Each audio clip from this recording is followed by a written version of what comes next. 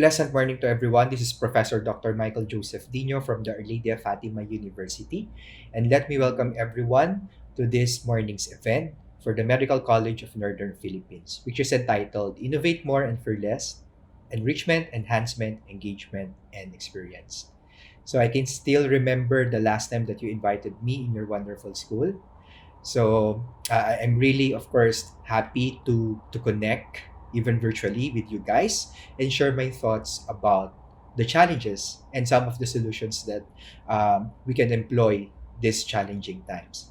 So in the next few minutes, we're going to talk about the concept of pandemic, which is for me, I would like to advance a definition of fundamentals of academic teaching and learning. So we experienced a lot of challenges in the past few months, and little are we realizing that this same concept still applies with virtual education. So right now, I'm an educator, innovator, and a researcher affiliated with the College of Nursing. Also, serving as a director of the Research Development and Innovation Center of OLFU's 6 campuses. But of course, the best role that I had for my entire career is being an educator. As educators, we are social butterflies, and we are used to developing instructions in front of our students during face-to-face interactions. So during the pre-pandemic, we developed our modules, we delivered them to the students in the laboratories, in the classrooms. But of course, everything changes because of the pandemic. I'm also fortunate because being with Apple for several years, I have managed to innovate the way we do teaching with and without the pandemic. As an Apple Distinguished Educator, we produce a lot of research, learning modules, and some creative projects on how we can integrate technology in the process of teaching and learning. So, as an advisory board focusing on health sciences, okay, in Asia and the Pacific, we were able to produce a lot of ebooks that were used for medical education. And as a researcher, I also did a lot of projects focusing on things that I'm passionate about with the use of technology, not only in the healthcare practice, but of course in education as well. So I'm very, of course, fortunate to being part of the Experienced Faculty Leadership Academy that enriches my role and responsibilities as a leader. So being with Our Lady of Fatima University, one of the autonomous higher education institutions in the Philippines, we're really fortunate because even during the pre-pandemic, we adopted this learning management system called Canvas. So we conducted a lot of studies and we shared that studies to both local and international settings as well. And for me, I think the most fitting realization is that as educators, we know the value of TLC. So in nursing, in the field that I'm actually in, TLC is known as tender loving care, and that is the thing that we're actually giving to our students. We give them, of course, tender loving care in terms of the instructions that we're sharing to our students. And as nurse in the clinical area, we also give TLC or tender loving care to our patients as well. So our healthcare providers right now is also giving their time, love, and commitment. Our healthcare providers are considered as the heroes of the present times because of the frontliner activities that they are conducting. But how about for us educators? For us educators, TLC at this time of the pandemic would mean teaching, learning, and communication. So let me advance my intended learning outcome for this session, which is to answer this very challenging and pressing question. How can we foster flexible learning enrichment and enhancement towards better engagement and learning experience to our students? I was informed that my audience for this morning would consist of the entire learning community, which includes our middle managers, of course, some of our administrators, our faculty members, the soul of educational institutions. And I know we are at the same page in aspiring for the optimum enrichment and enhancement experience for our students. So this time of the pandemic, we want our students to be more engaged, just like how they are experiencing during the pre-pandemic times. And I would like to focus on the following areas in my discussion. So number one would be technology platform. Let's take a look on how we can navigate this technological savvy, challenging times that it's not possible to have face-to-face instruction. So we will also discuss enrichment, enhancement, and experience. So I'm going to share with you some of our best practices, my best practices as a teacher, and best practices as an institution. And of course, assessment and evaluation. So we're talking about how are we going to do assessment and evaluation, because one of the goals of higher education institutions is for us to properly assess our students in terms of their achievement if they really learned something.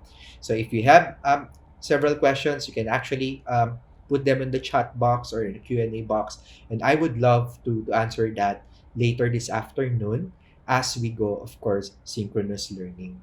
So the first thing that a manager in education sector, as well as the faculty members, should remember is how to prepare for impact.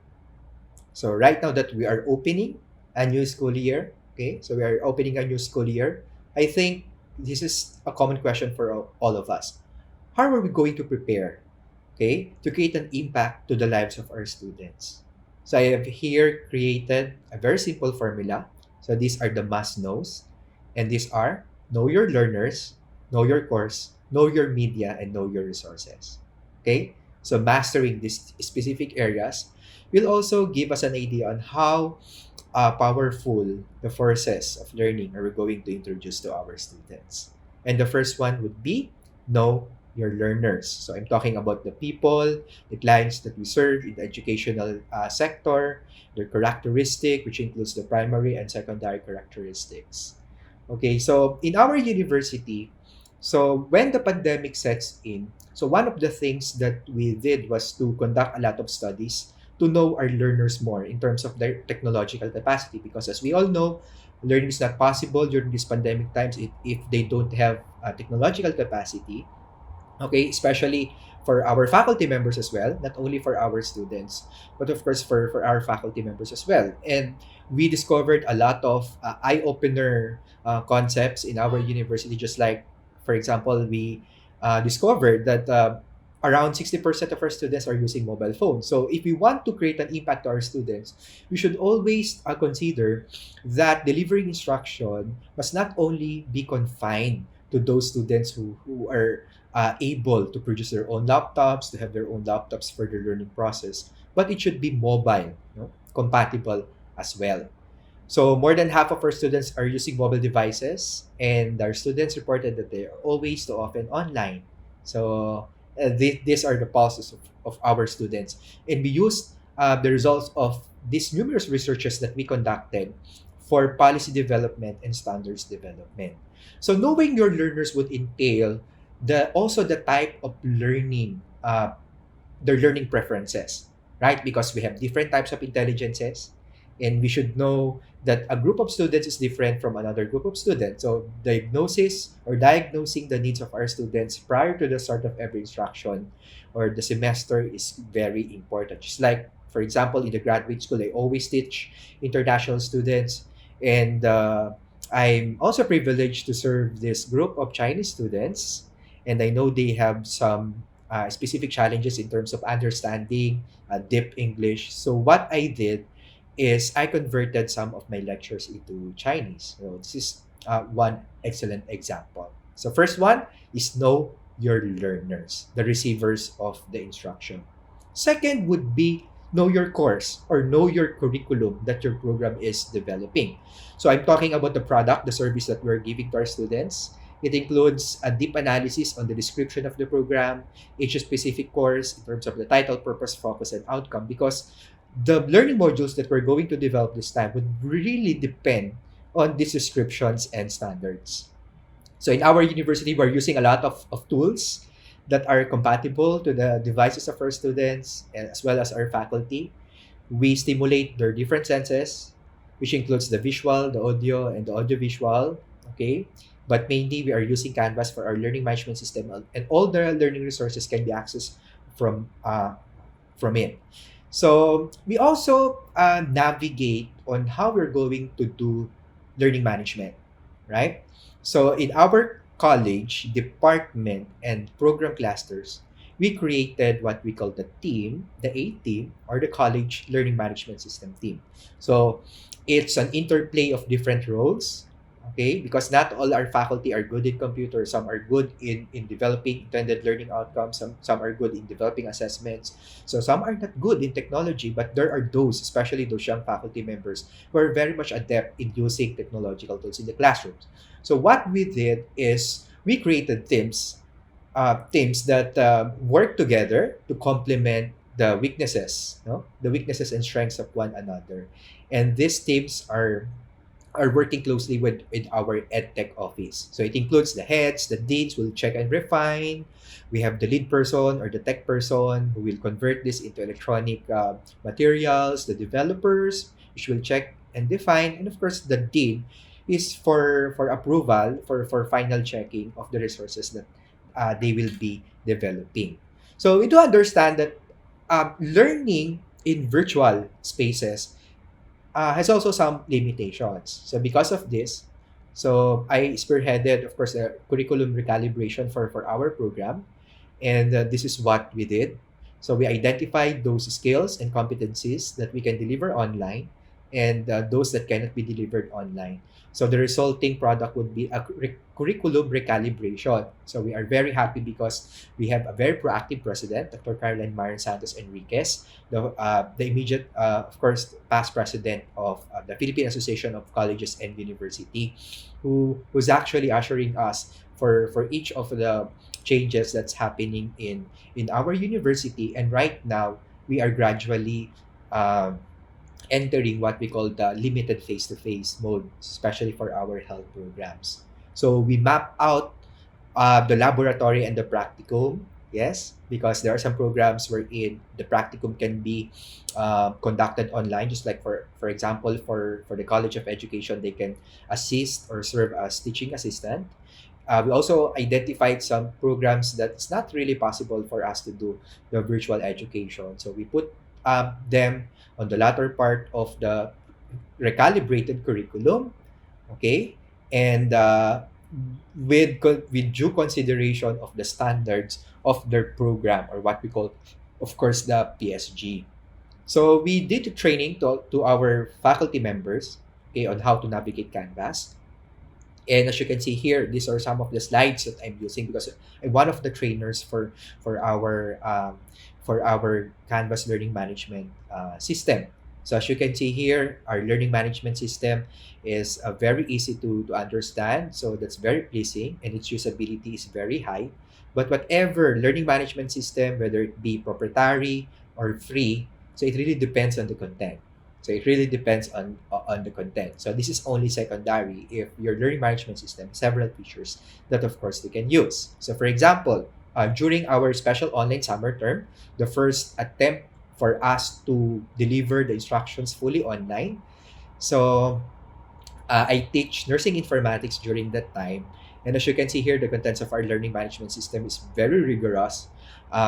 We have, of course, the home tab, the syllabus, the modules, assignments, the discussion boards. The menu is on the left side, and that can be easily navigated by our students. Okay, so we ask our faculty members and students to just explore, navigate, and navigate. So, as higher education institution, we also consider the concept of academic integrity. So, we do understand that sharing of university IP resources is prohibited. We need to comply with data privacy, especially now that we're doing online, and using copyrighted content is illegal. So, we collaborated with a lot of software providers.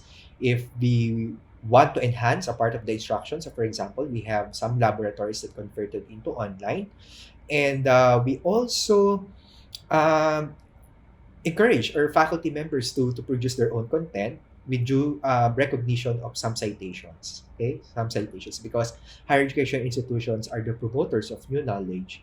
So we can also devise new knowledge that we can share for our students. Our learning management system is composed of several components. And during the training, I termed this as the PDF aura or hashtag umaura, because our learning management system, okay, so based on the preferences of the faculty members, may include page, discussions, file, assignment, website, review questions, or can be integrated to an external app. So before publishing our learning content online, we encourage our faculty members to put their shoes um, on the space of our students, and they need to ask themselves this following question. So, are the resources organized for independent learning? So we put ourselves in the place of our students. If I'm the student, should I be impressed in this learning management system course, for example? Are the content valid, reliable, and plagiarism free? We use Turnitin for this matter to check whether we are distributing original content, or if it is original content, are we subscribed? Do we have the, of course, the license to reproduce it to our students? So are the instructions guide and adequate? So for this learning modality, we call blended learning. So we need to consider that we cannot do a 3-hour lecture just like what we are doing before. It should be a blend of synchronous and asynchronous sessions. So there are times as the students will independently work on their course materials. So you need to ask yourself, are the instructions and guide adequate and can stand alone? Does it looks good, enticing, and well prepared? Okay, because this will inspire students to continue with the instruction. And is it value for money? We also ask our students with that because we are a private institution, and as we compare our services to other universities in the area, so we have the lowest tuition fee, but of course, it's a value for their money. Okay. So we also post several announcements. So it's very important that you reach out to your students. As a dean, you need to reach out randomly to your students. As faculty members, you need to ensure your students that you are there. No, maybe not physically, but of course virtually, and you are there to guide the students during their synchronous and asynchronous sessions. Because based from a study that we conducted, 71% of faculty members are more likely to receive an outstanding evaluation if they are continuously communicating with their students. So, for example, in their learning management systems or other forms of communication such as social networking sites. Okay, so third element is to know your media that the school is using as well as your students are using. But for our university, we are ensuring that for every week of our module, there is something there that students should read. There's something there that students should see. There's something there that students should view.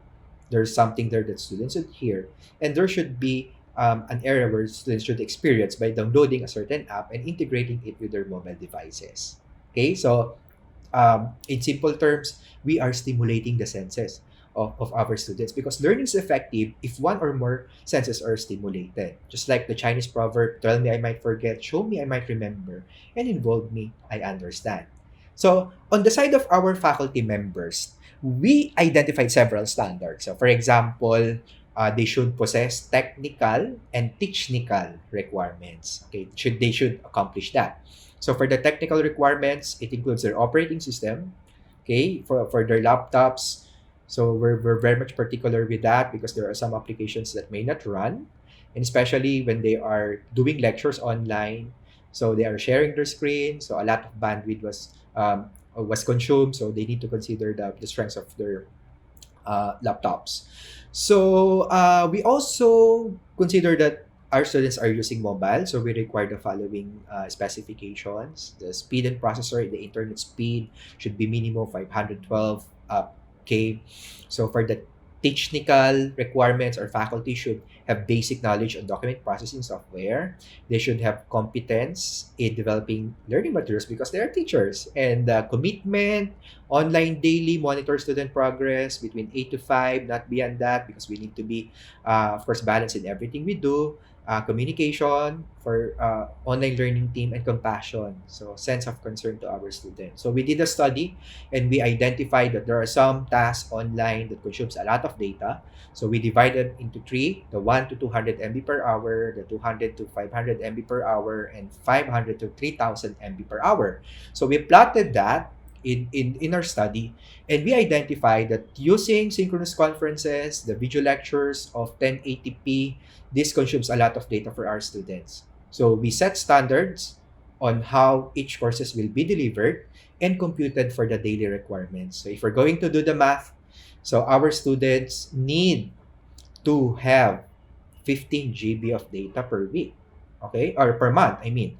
So per month, if they are enrolled in 9 units courses. So this particular research results guided us in developing support for our students and faculty. So we collaborated with a lot of telcos, okay, to give them opportunities to get services for lesser compared to the market price.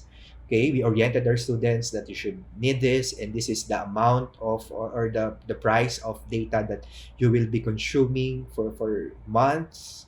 No, so if you are enrolled for a 9 unit subject. So for our faculty members, we also encourage them to test their internet speeds. Okay, just like for example, this particular website, we ask them to test their internet speed. So, and we set minimum requirements for students 5 Mbps, and for educators that's 10 Mbps. So next would be know your resources. So because this is online and the students cannot go physically to the library, so we offered them subscription to top of the line databases for research. So for example, we have Science Direct, we have EBSCOs for the ebooks, and we made it available online. Wherein once they are logged into their Canvas Learning Management Systems accounts, so they are automatically logged into this academic learning resources. Okay? So these are the things that we must consider. However, in creating an impactful teaching and learning skills for our students, there's also a secret formula. So I'm talking about engagement here. Because in online learning, one of the most pressing challenges would be to engage our students into instruction. And based from the literature reviews that I conducted, so this is the secret formula. So if you want our students to be engaged in the instruction and for them to have positive student experience, we need to master the three areas. First, behavioral. We need to elicit participation to our students. Let's make them involved and active.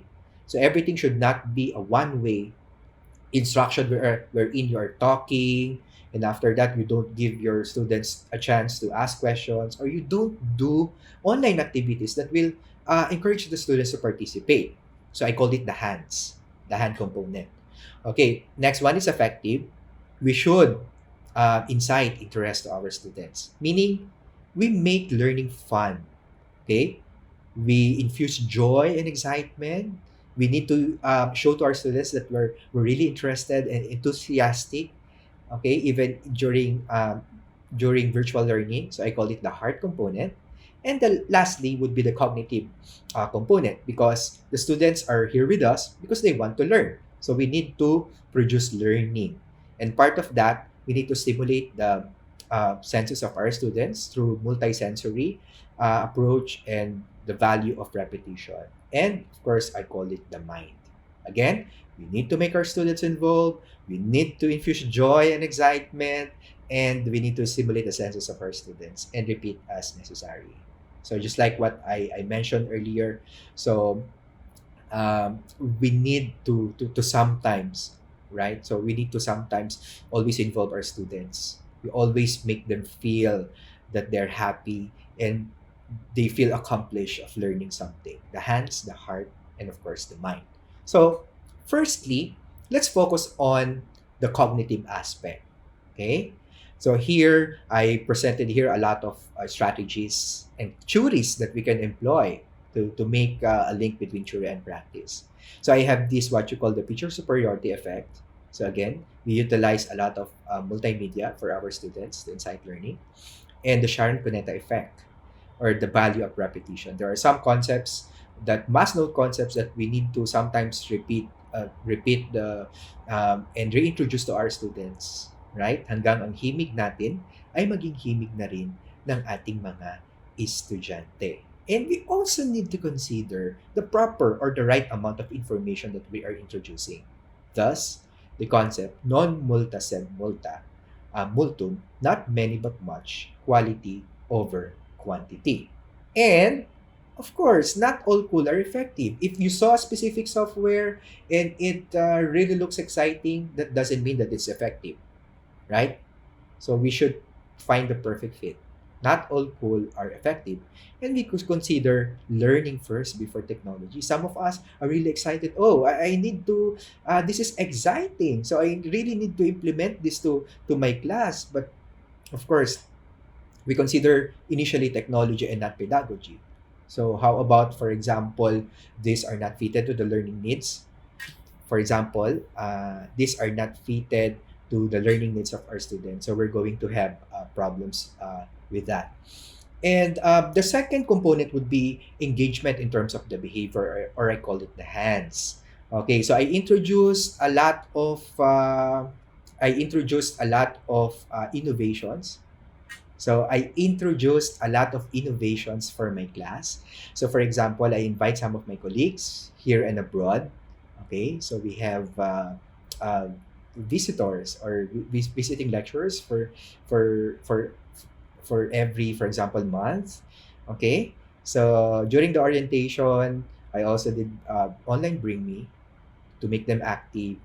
Okay, so we do kick-off sessions for our students so that they will be oriented on what to expect in this online learning pedagogy. So we integrate a lot of software. So these are some of those.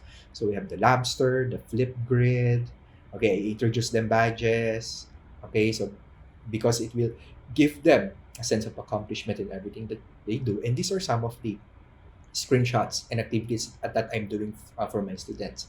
So some of our faculty members, okay, complying to the IATF requirements, we managed to record videos at the laboratory, okay, for skills component, and we integrate them also, of course, in our learning management systems. So there are lots of softwares out there, and I think what one thing that I can share with you that you can use in your respective programs would be the Mentimeter.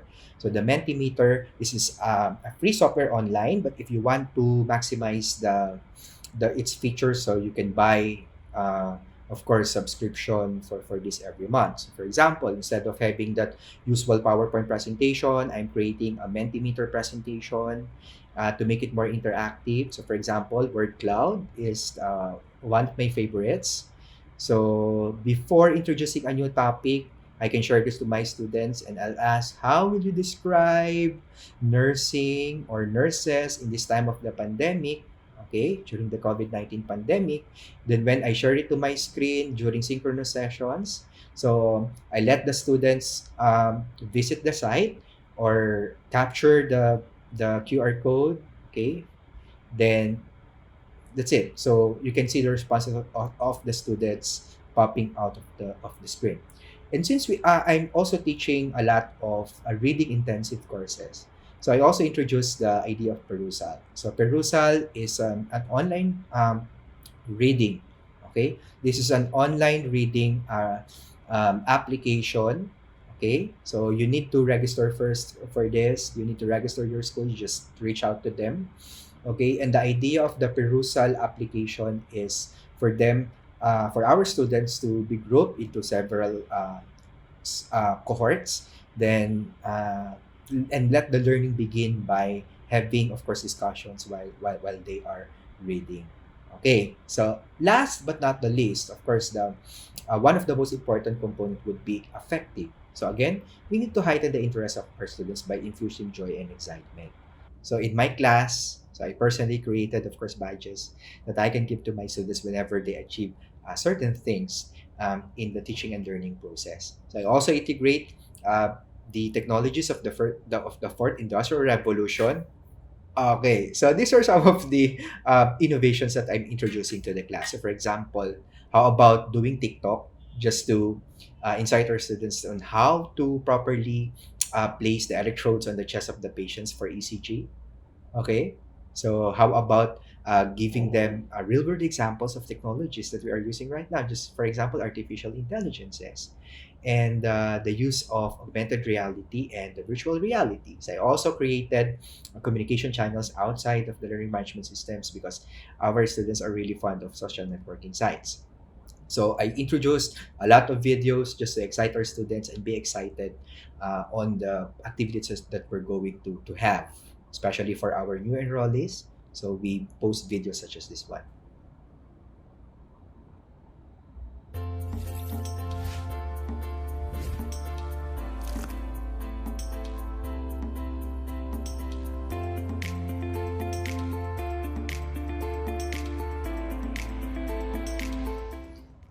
Okay, so these videos that were created by my team, okay, really produces excitement among our students.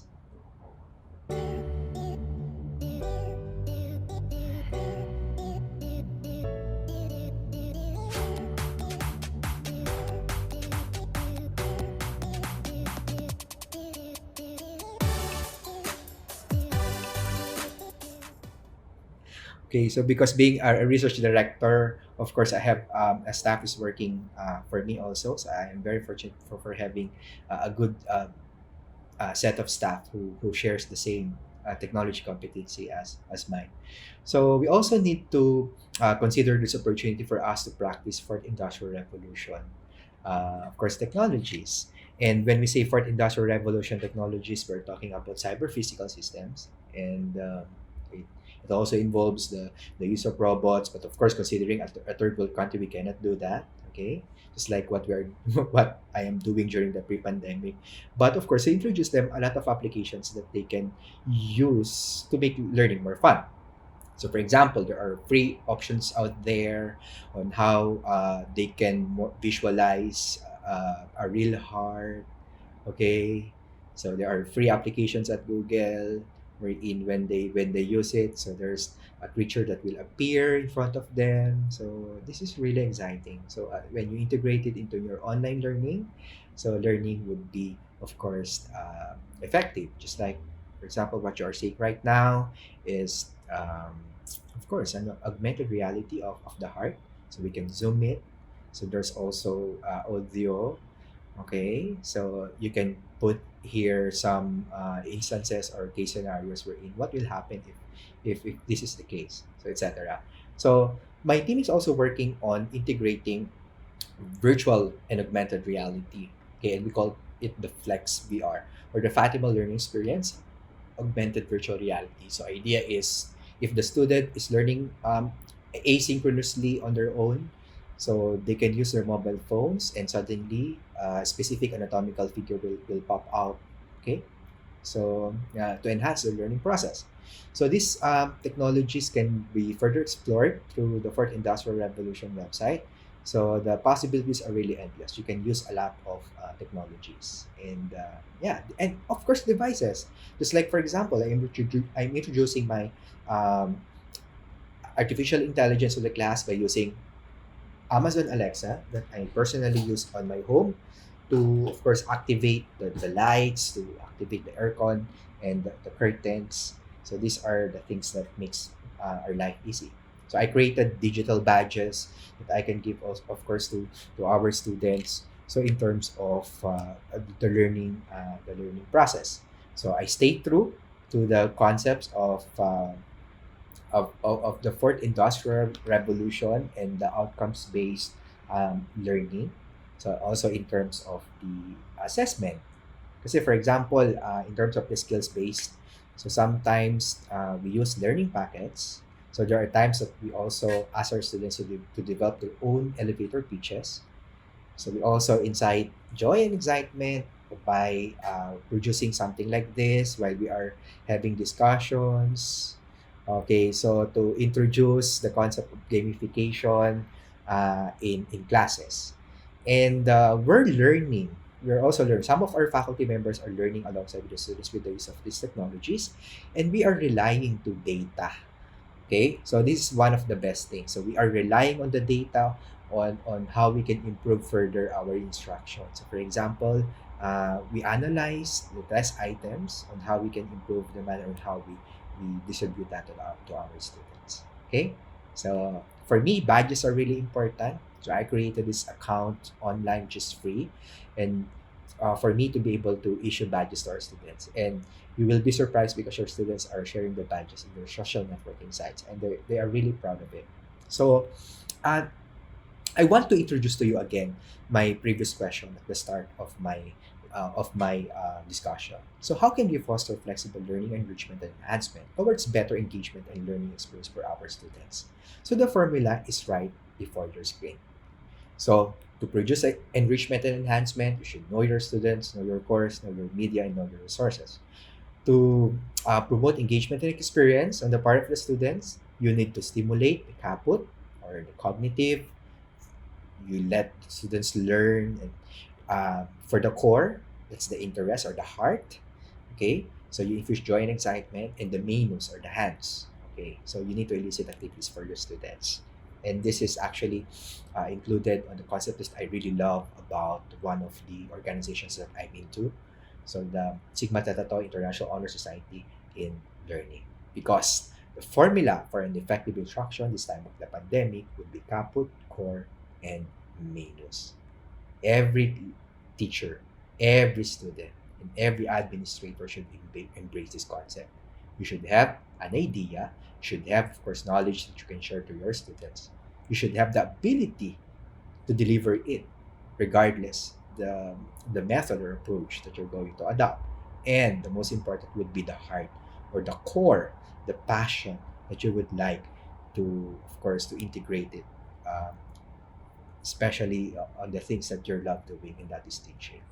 So I always being asked, who are the best teachers?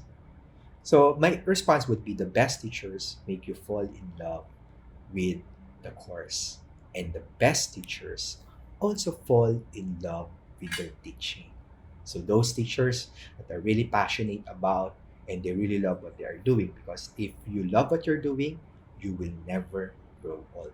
So if you want to know more about some of my advocacies and some of the technologies that I'm applying into my instruction, so I have here my YouTube channel known as the hashtag Dinified. Okay, so I have more than 1,000 subscribers right now, wherein I do here some training, of course, video training for the faculty members that they can use for instruction. For example, how can you record your own presentation? Okay, so just for parting words, we should remember that technology is nothing. What is important is that you have faith in people, that they're basically good and smart, and if you'll give them tools, they'll do wonderful things with them. So I want to end my discussion by sharing to you one of my favorite quotes also from Dan Brown from the novel Origin. May our philosophies keep pace with our technologies. May our compassion keep pace with our powers.